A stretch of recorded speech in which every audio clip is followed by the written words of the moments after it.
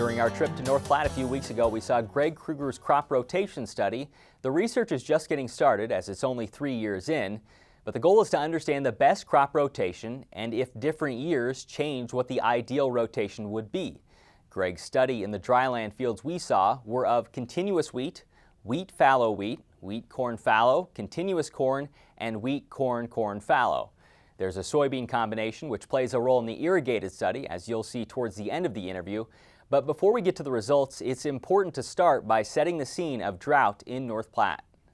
The last 18 months or so have been extremely dry here in Nebraska, and here in North Platte, we've been probably near the epicenter of that. So it's been extremely dry here, very tough conditions.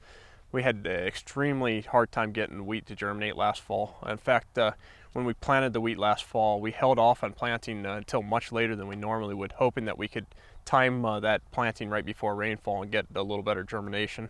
As you can see, it's still pretty tough. So it's been a tough year and a half, and at this point, even an inch or so probably wouldn't provide us much relief.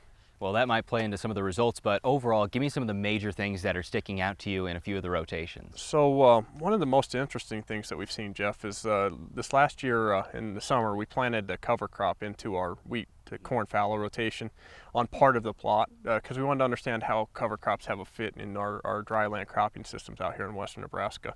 And unfortunately, we probably picked the worst of the years to do that. That cover crop did germinate and it did come up. We got the rye and we got the turnips and stuff to come through, but the problem is that it used up what little available moisture that we had, and so it's really made the planting that wheat that we planted into that particular rotation last October even tougher. So in some of these plots, you can really see a difference where we had the cover crops versus where we didn't have that cover crop. Is it enough to make you say yes, plant them or no plant them, or just something to say keep in mind that there is a moisture content that it will use up? Well, like any good agronomist, I would tell a farmer that they need to use their best judgment.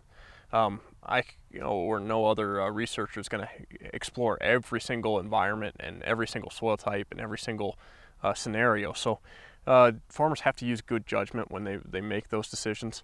Because we were so dry last year, making that decision not to plant cover crops here would have been a good idea. But that's not to say that cover crops don't have a place. Certainly not trying to portray that message, but we need to be cautious of when and where and how we employ cover crops, because there are situations where it will come back to haunt us. I would call you a great agronomist. I wouldn't just call you a good agronomist. I was a great agronomist. What about the wheat on wheat rotation? The wheat on wheat's been rotation, really interesting as well. You're exactly right. There's a lack of rotation there.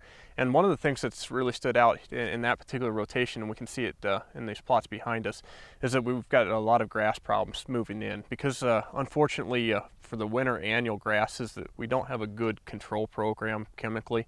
And so it's really tough to get on top of those grasses in that particular rotation. So right here in North Platte, we've seen a huge migration over the last 25 years out of continuous wheat and into wheat, corn fallow, and some of these other rotations. And that's given us a tool to manage those winter annual grasses.